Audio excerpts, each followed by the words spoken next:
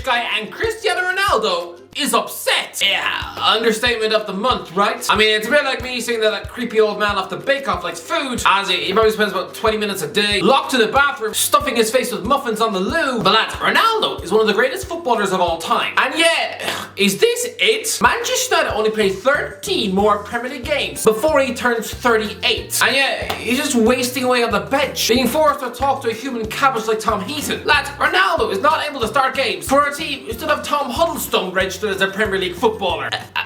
Tom Huddlestone. I just know me mentioning his name has triggered some nerds who love Thor, but do you reckon this downtrodden, bleak reality is bleeding into his personal life too? Ozzy, imagine this version of grumpy Cristiano as your dad. I mean, the last time he lost to Everton, he showed no qualms in smashing the phone of a 12-year-old boy. But I mean, at least he got to play the match that day. Only what's he gonna do if he has to spend the entirety of the trip to Goodison Park this weekend, sitting on his hands and having to make small talk with Anthony Elanga? In Ronaldo's head, he is the best. The fact he was given a front row seat to watch Erling Haaland bag a hat-trick up close, it must have been horrible. Just torture. I mean, like being told to watch a videotape of your wife playing spin the bottle with your dad. Cristiano does not want to concede that any footballer is better than him. So being forced to just helplessly watch Haaland score goals, oh, it's almost cruel. But Ronaldo and Manchester United are a marriage that we remember from our childhood. An insatiable, world-class double act. But this would be like watching Ant and Dec fight outside a pub. I mean, to put it in a language for those airheads who read Hello magazines and worship celebs, then this would be like sitting through Brad Pitt's last divorce in court. We don't want to see Ronaldo's time at Old Trafford end like this. I mean, is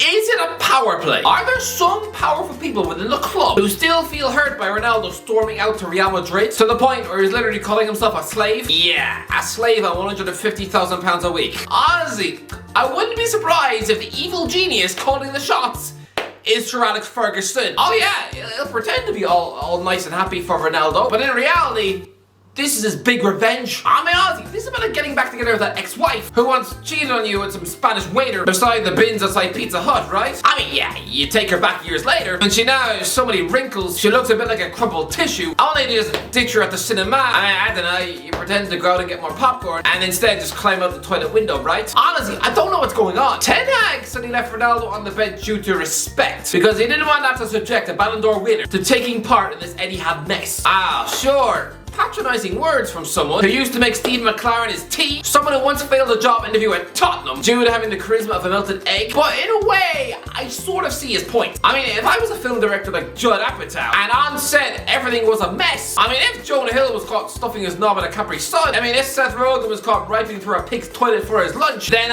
yeah, I sure wouldn't dream of asking a movie legend like Al Pacino to read his lines. It'd be just a waste of his time. But still, if you're Ronaldo, you still want to score your 800th club goal? I mean, in his own head, this man is still the best. It's a delusional quality about Ronaldo. I mean, this is what he was saying in 2004. There is no harm in dreaming of becoming the world's best player. It's all about trying to be the best. I will keep working hard to achieve it, but it is within my capabilities. Yeah.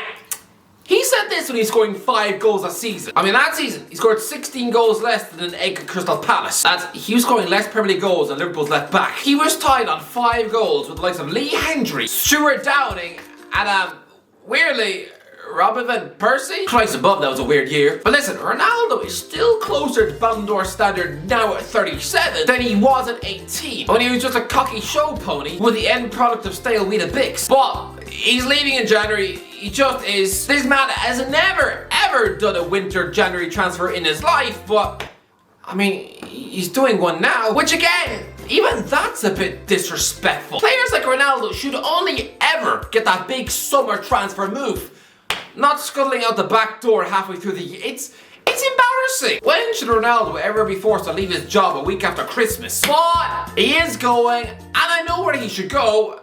And lads, oh, you're not gonna like it. I think Ronaldo's time in Europe is done. But I mean, there's no shame in it. I mean, this was the season where he should have gone to Germany and tasted the Bundesliga with Bayern Munich. But I mean, I think that ship has sailed now, so really, where else is there to go? I mean, I guess Sporting Lisbon, maybe, but let's be real. Their highest paid player is Francisco Trincao at £65,000 a week. I think Ronaldo would sooner chew off his own arm than accept such a measly wage. I mean, his ego just won't let him. I mean, yeah, I'm sure Ronaldo would rip the Premier League apart as if it was made of hamburger meat. Yeah, I mean, I think he'd be able to manage hat-tricks on a weekly basis against the defences of Aruca, Gil Vicente and Santa Clara. I mean, honestly, give me a pair of football boots and I'd probably net a goal or two. I mean, Estrel Playa just sounds like a type of skin cream for the warts on your bum. But in terms of the big major leagues, do we really want to see the great Ronaldo reduced to a shadow in the league or the Premier League? I mean, look at what happened to the other Ronaldo. I mean, there'll be some 20-year-old kids out there who'll only remember this Brazilian World Cup legend as being some fat clown waddling around Serie A for AC Milan. I mean, this man was an utter goal machine monster for Inter Milan in the 90s, and yet by 2008 was an injury-riddled lump. It looked like one of those people who get married in the McDonald's car park. I mean, was that a dignified end for Ronaldo? Playing in the same reserve team as Matteo Darmian and Willie Aubameyang, and allegedly booking himself into a motel room with 3 men dressed in skirts. It was all just a bit weird. I mean, you look at legendary world stars hanging around big clubs like a bad sneeze. I mean, the likes of Zlatan Ibrahimovic. Credit to him. He's 41 years of age, but just like Ronaldo Nazario, he's also an injured lump in the Milan treatment room. Ibrahimovic is one of the greatest, most inspiring examples of someone still producing at an old age. But even then he scored 8 goals last season. So yeah, maybe Cristiano could do a job in Serie A still, but what does he have to prove? He already did that with Juventus. I mean, you can't have 2 Italian swan songs.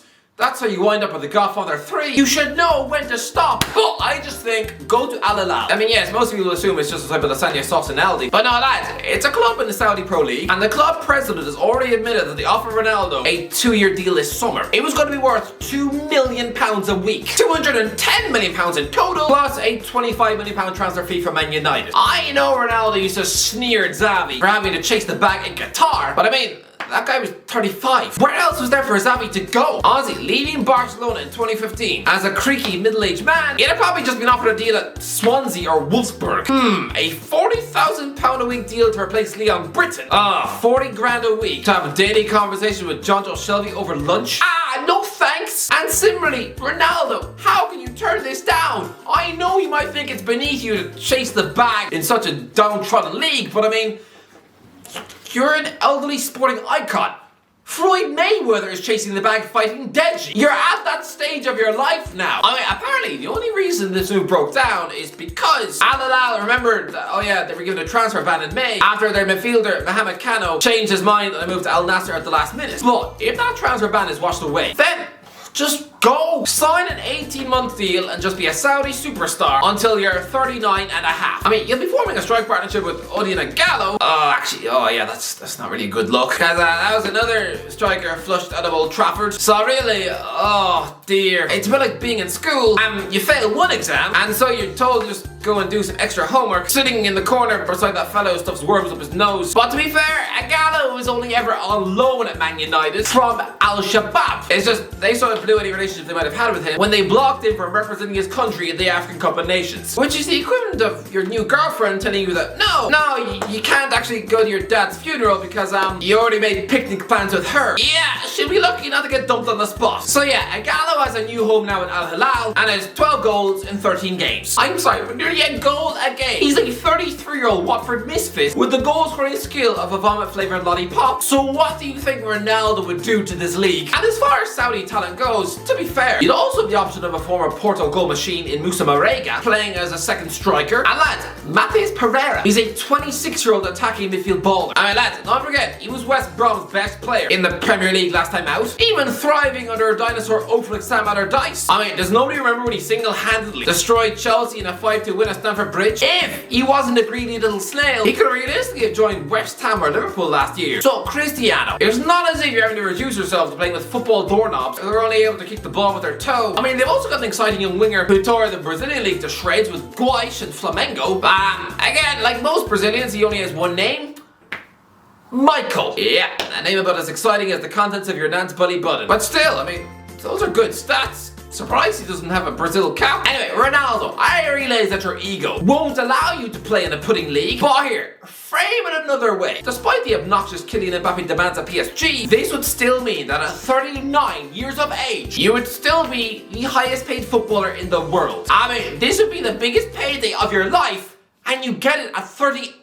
How does that satisfy your ego? I mean, for the same reasons that Gareth Bale wanted to move to China. Well, Ronaldo, you've already completed European football. You've won everything there is to win. I mean, do you really just want to have a bit part role somewhere like AC Milan, battling it out with Divock Origi for a spot? He will be worshipped as a king in Saudi. And lad, he'll be earning £280,000 a day. Every single day. His former teammate Mesut Ozil had to take a £280,000 a week cut to see them move to Turkey. Well, you'd be earning that amount every single day. That's £11,000 an hour. That's less than £200 a minute. Do it. Take the money. What? Don't retire there. No. One final move after that. Go to the MLS. Ronaldo should do a David Beckham. There is scope for this man to set himself up with a post-playing career as just, I don't know, a USA celebrity. Do the circuit, move to Inter Miami or LA Galaxy, get invited on Jimmy Fallon, be invited onto the pitch of Super Bowls, and do cameos in Hollywood films. I mean, lads, next year, Jake Gyllenhaal is in a movie alongside Conor McGregor. But Cristiano, if not for you, then do it for your son. Because let's be real, the Portuguese talent coming through all makes it very hard for the son of a multi-millionaire to break into the international team anytime soon. I realize he's still only 12 years old, but lads, he's already played for the academies of Real Madrid, Juventus, and Manchester United. That's a pretty good education for a footballing child. But here's the crucial part. Cristiano Jr. was born in California back in 2010. He can play for the USA. So especially if you sign him up for an MLS club, I mean lads, David Beckham's son is playing MLS football, and he's just some part-time model. Cristiano Jr. can not only be an MLS superstar, but if he works hard, he can one day represent USA at a World Cup. Think what that does for brand Ronaldo. I mean, considering he's grown up in a pampered lifestyle, no, I don't think he's gonna be a top player in Europe, and I reckon the Portuguese FA would sooner eat a porcupine than pick him for the senior team. Honestly, I reckon his career wouldn't get past the Portugal under-21s, but honestly, ingrain him in the American culture, and Cristiano Jr. could maybe reach the level of a Timothy Weah. I mean, who knows? Oh, moving to the MLS is beneath Ronaldo. Ah, beneath him? Yeah. Pele played in America. George Best played in America. He also played for Stockport County, Cork Celtic, Fulham, Hibernian, CB, Hong Kong Rangers, Bournemouth. Did anyone know Best played for Bournemouth? And Brisbane Lions, Nuneaton Borough, and Tobermoor United. Oh, Christ above, I didn't know that. Oh, that's a bit depressing. Oh, I feel sad now. Let me know what should Ronaldo do. Let me know in the comments if you enjoyed the video. Don't forget to subscribe as always. I'll talk to you in a while.